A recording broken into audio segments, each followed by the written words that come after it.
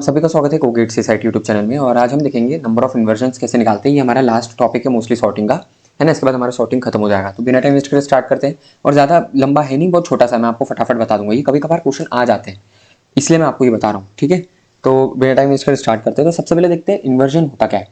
Inversion हम कब consider करते हैं, तो देखो इन्वर्जन इज डिफाइंड एज, अगर हमारे पास मान लो एक अरे है ए, उसके अंदर हम ith इंडेक्स पे जो एलिमेंट है और jth इंडेक्स पे जो एलिमेंट है ना, ए ऑफ आई अगर ए ऑफ जे से बड़ा है एंड आई की वैल्यू छोटी है, यानी कि क्या हुआ, मान लो पहले 4 आया फिर 3 आया, तो यहाँ पर इन्वर्जन होगा। ये कहलाएगा इन्वर्जन, है ना। तो ये इसमें देखो यहाँ लिखा हुआ है दिस इज कॉल्ड इन्वर्जन।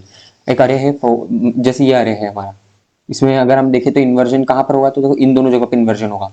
यहाँ पे आई और जे जो है, आई इज लेस देन जे है, लेकिन ए ऑफ आई की वैल्यू जो है वो 12 है और ए ऑफ जे की वैल्यू जो है वो है 8, ठीक है। तो इसको हम बोलते हैं इन्वर्जन। और ऐसे टोटल जितने भी कॉम्बिनेशन आ रहे हैं हमारे इस अरे में, उसका हम टोटल निकालेंगे तो वो हमारा टोटल नंबर ऑफ इन्वर्जन कहलाएगा, है ना।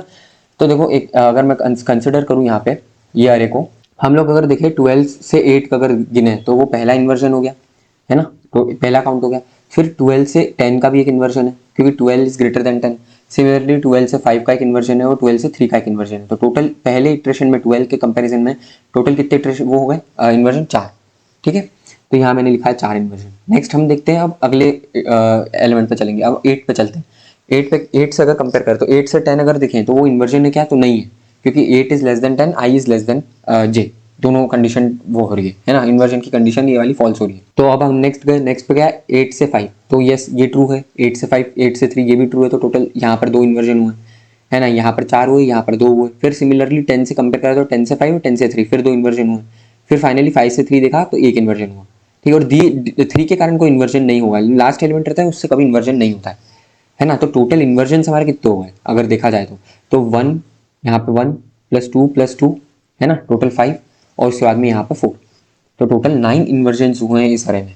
ये होता है इन्वर्जन, इसको हम इस तरह से निकालते हैं। अब इसके मैंने कुछ इंपॉर्टेंट पॉइंट्स यहाँ लिखे हो, तो मैं एक करके आपको बता देता हूँ, उसको आप याद कर लेना बस, है ना। तो क्योंकि कभी कभार अगर क्वेश्चन आ गया तो आप डायरेक्टली उसको कर सकते हो, इसलिए मैं आपको वो पॉइंट्स बता रहा हूँ, ठीक है।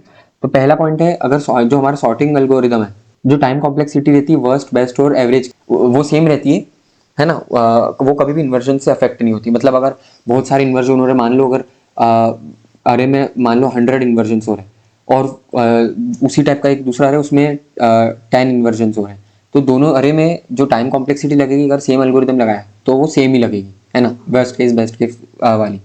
तो ये वो वाला पॉइंट है, इसको आपको ध्यान रखना है ना। सेकंड पॉइंट है कि बबल सॉर्ट इन्वर्जन इंडिपेंडेंट होता है। ये एक इंपॉर्टेंट पॉइंट है, कभी अगर थ्योरी वाले में आ गया तो, है ना। थर्ड पॉइंट है आपका मिनिमम नंबर ऑफ इन्वर्जन्स, अगर अरे सॉर्टेड है तभी होता है ये, तो वो होते 0, क्योंकि आप कभी भी कंपेयर करोगे 1 2 3 मान लो, तो यहाँ से यहाँ कंपेयर करो, यहाँ से यहाँ कंपेयर करा तो 0 हुआ टोटल, है ना। इसका भी 0 और इसके भी 0, तो ये हो गया। नेक्स्ट है एवरेज नंबर ऑफ इन्वर्जन्स कितने होते हैं, तो एवरेज नंबर ऑफ इन्वर्जन्स n-1/4 होते हैं। ये याद रख लेना आप, है ना। इसका प्रूफ चाहिए तो आप खुद ट्राई कर सकते हो, अलग अलग केस लेना पड़ेगा, इसलिए ये मैं यहाँ पर नहीं करा रहा हूँ, ठीक है।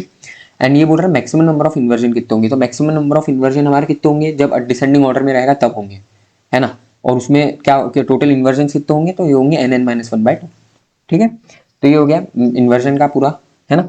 एंड इसके बाद में इंसर्शन सॉर्ट जो रहता है वो रहता है, वो इन्वर्जन से अफेक्ट होता है, क्योंकि उसकी बेस्ट केस, वर्स्ट केस और एवरेज केस की जो टाइम कॉम्प्लेक्सिटी वो हर किसी के लिए अलग है ना। तो ये कुछ इंपॉर्टेंट पॉइंट्स थे इन्वर्जन के, ये कवर हो गए, मैंने आपको इसमें कवर करा दिए। एंड नेक्स्ट जो हमारी है ये टेबल है, इस टेबल को आप चाहो तो एक स्क्रीनशॉट रख सकते हो, या जैसा भी अगर आपको नोट्स चाहिए तो मेरे नोट्स परचेस कर सकते हो। इस टेबल पे मैंने अच्छे से टेबल में लिखा हुआ है हर एक एल्गोरिदम की time complexity, best, worst, average, है ना। तो आपको ये याद रहेगी, ठीक है। तो ये आपका ये कंप्लीट हो गया। नेक्स्ट वीडियो जो रहेगा उसमें हम आखिरी का एक टॉपिक बचा linear search and binary search, है ना, वो मैं कवर करा दूंगा नेक्स्ट वीडियो में। सो आज के लिए इतना ही। अगर आप एक गेट एस्पिरेंट हैं तो प्लीज़ इस चैनल को सब्सक्राइब करें, मेरे को बताएं मैं कैसे इंप्रूव कर सकता हूँ। और वीडियो अच्छा लगे तो प्लीज़ इस वीडियो को लाइक एंड शेयर जरूर करें। Thank you.